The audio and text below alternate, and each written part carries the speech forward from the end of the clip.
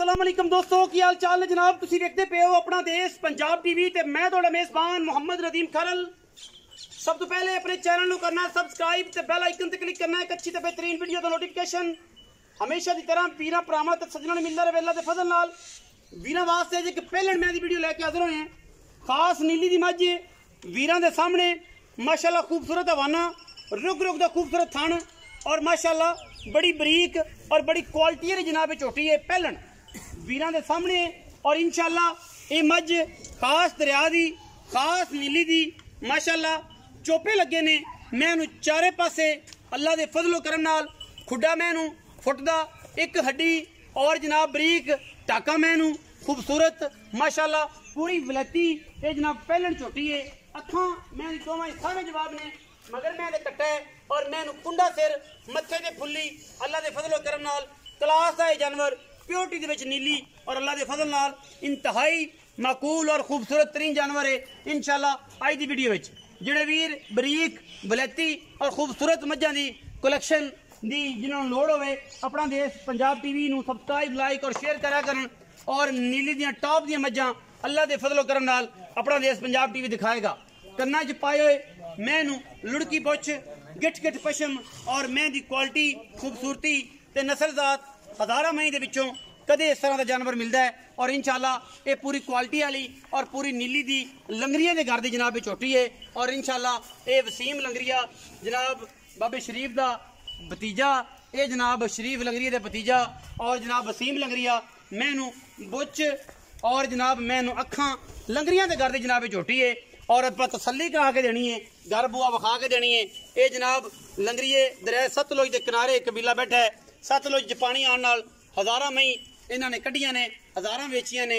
और जनाब अजकल ये दर बदर होके सतलुज के पार उरवार तकरीबन कोई 5-5 6-6 किलोमीटर 10 किलोमीटर साइड से इस बीट चाए बैठे ने। शरीफ लंगरिया का भतीजा ये जनाब वसीम लंगरिया, हाँ जी बेटा ही लाल है जी, भतीजा इको गल जी, प्यो पुत्र जी सारे कुछ है। शक्ल तो चाचा प्यो ही होंदा है। अच्छा जी कोई गल नहीं, शरीफ लंगरिए का ये बेटा है, भतीजा हो या बेटा हो गल तो एक ही है जी। सानू जिन्हें समझ सी आख दिता है, बाकी ये जनाब तुसी तसली तस्दीक कर दे जे कि मैं बेटा हाँ जी भतीजा नहीं हाँ। सानू ये समझ सी कि वसीम जड़ा है शरीफ लंगरिए का भतीजा है। बाकी मैं दियां पूरियां हड्डियां ने, पूरियां क्वालिटियां ने, पूरियां बरीकियां ने, पूरा नीली का दाना है और लंगरिया ब्लड लाइन चो है। दुध की नहर है मैं को इस टाइम भी सजी सूई के कोलों अल्लाह के फजलो करम नाल 11-12 सेर दुध होएगा और 4-5 दिन की मैं सूई है। दुध मेरी सारे की गल होंदी है, ये नहीं कि जनाब बच्चे नूं छड्डना जी, वो एक कूड़ होंदा है कि जनाब डोका डोका बच्चे नूं छड्डिया जी, छड्डदे छुड़दे कोई नहीं, वो झूठ होंदा है। और झूठ नाल आपां काम नहीं करते। काम एक नंबर सुच्चे ते साफ ते वलैती माल दियां जनाब जिहड़ियां ने क्वालिटियां वो असीं इंशाअल्लाह दिन्ने हैं, गारंटियां दिन्ने हैं।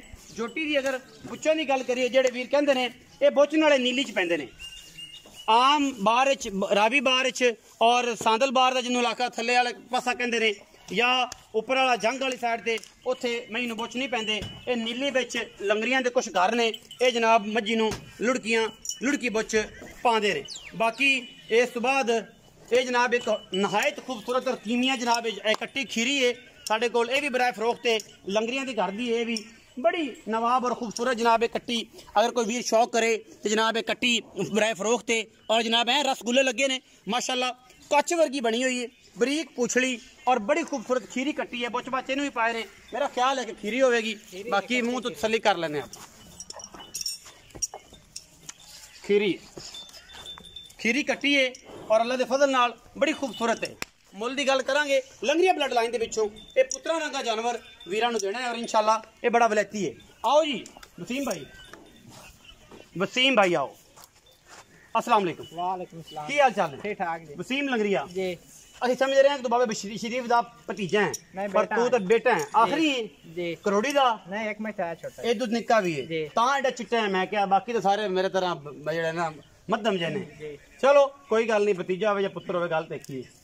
पुत्र ही होंदे ने भावें किथे मर्जी बैठे रहन, वो नहीं बदल सकते। अच्छा मई विखाइयां दो मई ने, एक पहलण है ते एक कट्टी है। ये जेड़ी मैं किनवे सूई?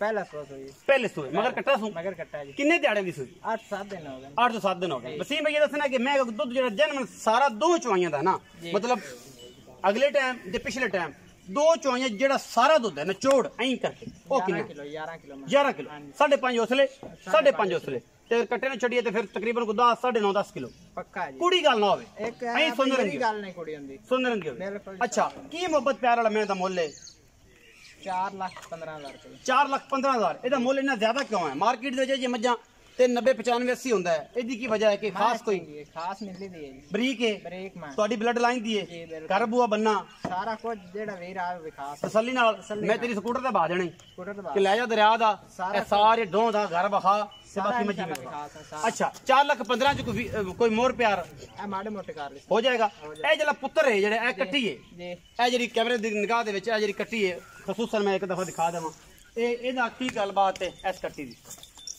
ਇਹ ਜਿਹੜਾ ਸ਼ੌਪ ਨੇ ਕਿਤੇ ਮੰਗੀ ਮੁਖਤਾਰ ਦੇ ਸਾਹਮਣੇ ਫਿਰ ਵੀ ਕੋਈ ਆਈਡੀਆ 3 ਲੱਖ ਰੁਪਏ ਫਾਈਨਲ ਕਿੰਦਾ ਇਹ ਜਿਹੜੀ ਕਿਉਂ ਇਹ ਕੀ ਆਪਾਂ ਅੱਲਾ ਮਾਫ ਕਰ ਕੀ ਕਰਨੀ ਹੈ ਬਾਬਾ ਹਾਜੀ ਸ਼ੇਰ ਦੇਣੀ ਹੈ ਮੈਂ 15 ਲੱਖ ਦੀ ਬਣ ਸੀ ਅੱਛਾ ਹਾਂਜੀ ਚਲੋ ਮੁੱਲ ਮੰਗ ਲਈ ਕੋਈ ਗੱਲ ਨਹੀਂ ਕੋਈ ਪੱਕੀ ਜੀ ਗੱਲ ਇੱਕੋ ਕਰ ਜਿਹੜੀ ਲੈਣੇ ਜਿੰਨੇ ਕੱਟੀ ਦੇ ਮੈਂ ਦੇ ਪੈਸੇ ਪੂਰੇ ਨੇ 2.5 ਲੱਖ ਰੁਪਏ ਕੱਟੜੀ ਦੇ ਕੱਟੇ ਦੀ।